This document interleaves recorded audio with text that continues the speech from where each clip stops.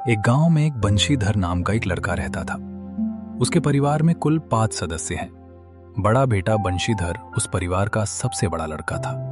बंशीधर से छोटा उसका एक भाई राहुल और सबसे छोटी एक बहन रीना रहते थे, जो बहुत ही गरीब थे। उनके खाने के लिए खाना, पहनने के लिए कपड़ा तक नहीं था। तीनों भाई बहन पढ़ते थे, लेकिन गरीबी इस कदर जकड़ चुकी थी कि कभी कभी भूखे पेट सोना पड़ता था, क्योंकि तीनों के सामने पढ़ाई के साथ साथ पेट का भी सवाल था। अगर पेट भरते तो उन लोगों की फीस के लिए दिक्कत होती, इसलिए किसी किसी दिन भूखे पेट सोना पड़ता। पहनने के लिए एक एक कपड़ा था। सभी पढ़कर आते उसे तुरंत निकाल कर रख देते थे और गंदे होने पर रात में ही कपड़े धुलते, ताकि रात में सूख जाए और अगले दिन पहनकर जाने लायक हो जाए। धीरे धीरे समय बीतता गया। बंशीधर जब 12 साल का हुआ तो वो अपने परिवार की दशा पर बड़ी चिंता करता, क्योंकि उसके पिता के कमाई से परिवार का भरण पोषण, पढ़ाई लिखाई नहीं हो पा रही थी। इसलिए वो काम ढूंढने लगा, लेकिन बच्चा समझकर उसे कोई काम नहीं देता। किसी तरह एक ढाबे पर काम मिल गया। वो ढाबा उसके घर से दूर था। वो पैदल आता जाता था, लेकिन अपनी पढ़ाई छोड़ा नहीं। दिन में स्कूल में पढ़ाई करता और रात में ढाबे पर काम करता। किसी तरह 12वीं की परीक्षा अच्छे नंबरों से पास की, क्योंकि बंशीधर पढ़ने में बहुत अच्छा था।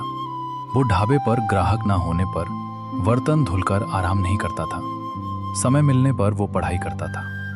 मात्र 2 घंटा ही सोता था। अब उसे आगे की पढ़ाई के लिए शहर जाना पड़ेगा। उसके पिता को बड़ी चिंता होने लगी।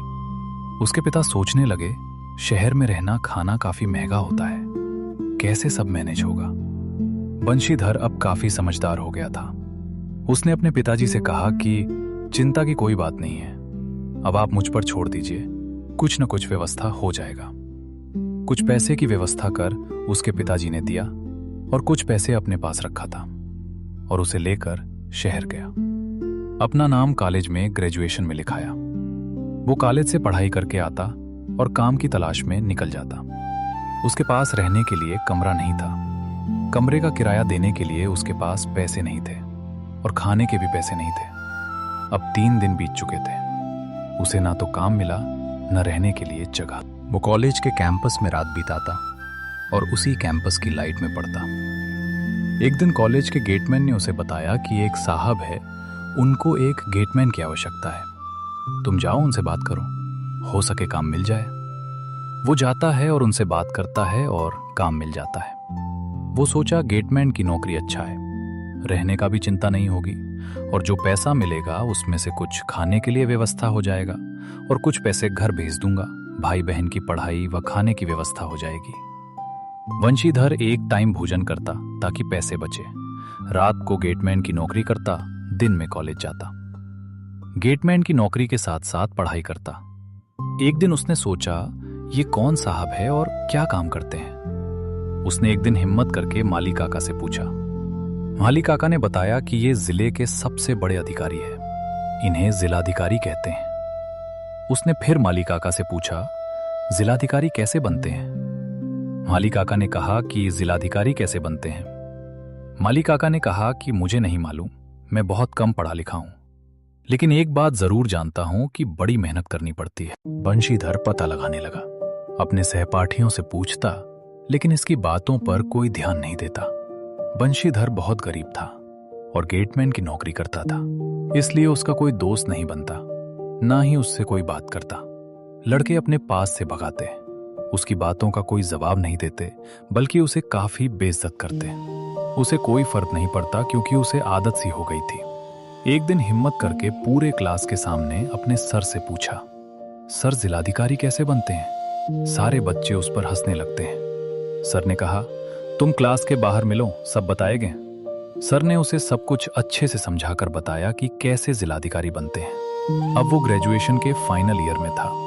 वो अपनी पढ़ाई के साथ साथ IAS की तैयारी शुरू कर दी। एक दिन साहब उसके हाथ में IAS की किताब देखी तो समझे कि ऐसे लिया होगा। इतना आसान नहीं है IAS की परीक्षा को पास करना, लेकिन रात में जब भी देखते वो पढ़ता ही रहता। ऐसे देखते देखते समय बीतता गया। ग्रेजुएशन का फाइनल का रिजल्ट आया। वो पूरे यूनिवर्सिटी में नंबर 1 पर आया और उसका नाम, फोटो अखबार में आया। साहब सुबह जब अखबार पढ़ रहे थे तभी उसका फोटो नाम देखकर आश्चर्यचकित रह गए। ये वही गेटमैन है जो मेरे यहाँ नौकरी करता है। अगले दिन उसे अपने पास बुलाते हैं, उसे शाबाशी देते हैं और कहते हैं, ऐसे मेहनत लगन से पढ़ो, बहुत नाम करोगे। वैसे तुम करना क्या चाहते हो, बनना क्या चाहते हो, और इस तरह नौकरी क्यों करते हो? तब उसने अपनी आप बीती बताई और अपनी गरीबी के बारे में बताया, और ये बताया कि मैं जिलाधिकारी बनना चाहता हूँ।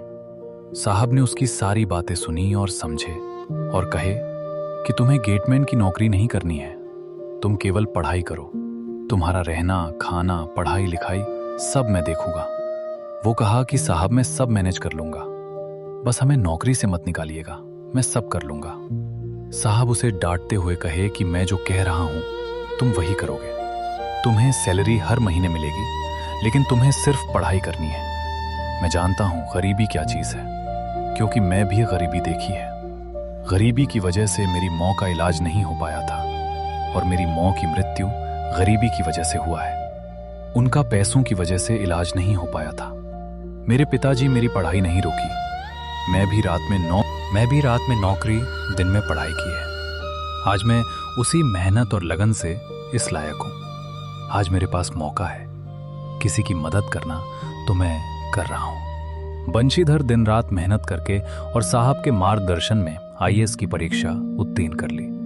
वो जिलाधिकारी बहुत ही कम उम्र में बन जाता है। साहब और उसके परिवार वाले बहुत खुश होते हैं। गांव क्षेत्र में उसका नाम होने लगा। पढ़ने वाले बच्चों के लिए एक प्रेरणा बन गया। गांव क्षेत्र में उसकी ही चर्चा होती रहती है। बंशीधर एक दिन एक रेस्टोरेंट का उद्घाटन करने गया था। वो गाड़ी दूर खड़ी करके गार्ड और पुलिस वालों को वहीं पर रोककर जाता है। रेस्टोरेंट के सामने उसके कॉलेज में साथ पढ़ने वाले लड़के मिल जाते हैं। उसे अच्छे कपड़ों में देखते हैं तो उसका मजाक करने लगते हैं और उसकी बेइज्जती करने लगते हैं। कहते हैं, अबे तुम कब से सूट बूट पहने लगा? एक लड़का बोला, यार ये किराए पर लिया होगा। दूसरा लड़का बोला, अबे कहां से कपड़ा किराए पर लाए हो? तुम लोग गरीब के गरीब ही रहोगे, फटीचर कहीं के। तीसरा लड़का बोला, यहां से चले जाओ, नहीं तो गार्ड से धक्के मरवाकर निकलवाएंगे। बंशीधर चुपचाप सुन रहा था। वो देख रहा था कि ये कितने बेतमीज हो गए हैं। एक लड़का बोला, अबे गरीब तुम्हें नहीं पता, मैं इस जिले के एसडीएम का बेटा हूं। दूसरा बोला, मैं दरोगा का बेटा हूं, तुम्हारी ऐसी हश्र करूंगा कि तुम मुंह दिखाने लायक नहीं रहोगे। इसी में तुम्हारी भलाई है कि तुम यहां से चले जाओ। उसी में से एक लड़का बोला, रहने दे यार, ये फ्री में खाने आया होगा, सोचा होगा कि चलो उद्घाटन है, इसी में कुछ फ्री में मिल जाएगा। गरीब फटीचर जहां फ्री खाने को देखते हैं, मुंह उठाकर चले आते हैं। बंशीधर बोला, नहीं ऐसी बात नहीं है। इतने में उसमें से एक लड़का बोला, अबे यार ये बोलता भी है, हम समझ रहे थे कि ये गूंगा है। तुम्हें पता है यहां कौन आने वाले हैं? बंशीधर बोला, कौन आने वाले हैं? दूसरा बोला, डीएम साहब आने वाले हैं इस रेस्टोरेंट का उद्घाटन करने।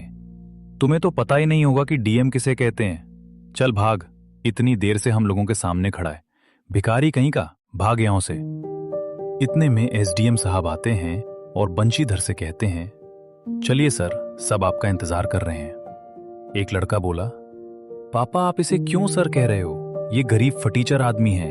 ये गरीब फटीचर आदमी है, मैं इसे बहुत अच्छी तरह से जानता हूँ, ये मेरे साथ कॉलेज में पढ़ता था। एसडीएम साहब ने कहा, तुम लोग अभी तक इन्हें समझ नहीं पाए? यही डीएम साहब हैं, बंशीधर दुबे। सभी लोग आश्चर्यचकित रह जाते हैं और अपनी अपनी मुंह छिपाते हुए भागने लगते हैं। बंशीधर ने एसडीएम साहब को कहा, आप चलिए, मैं आ रहा हूं। एसडीएम साहब चले जाते हैं। बंशीधर उस लड़कों को बुलाते हैं और समझाते हैं कि समय, परिस्थिति सभी की बदलती है। कुछ लोग किस्मत के भरोसे बदलते हैं, कुछ लोग अपनी मेहनत और लगन से बदलते हैं। हाँ, मैं गरीब था, अब अपनी मेहनत से अपनी किस्मत बदली है। तुम लोग अपने माँ बाप की कमाई पर मौज कर रहे हो, सुधर जाओ, नहीं तो एक दिन कुदरत तुम्हें सुधार देगी। सभी लोग माफी मांगते हैं और कहते हैं, अब ऐसी गलती कभी नहीं होगी। आज से हम लोग भी पढ़ाई और मेहनत करेंगे। मुझे माफ कर दीजिए, आज आपने मेरी आंखें खोल दी। सभी लोग वहां से चले जाते हैं और डीएम साहब रेस्टोरेंट का फीता काटने चले जाते हैं।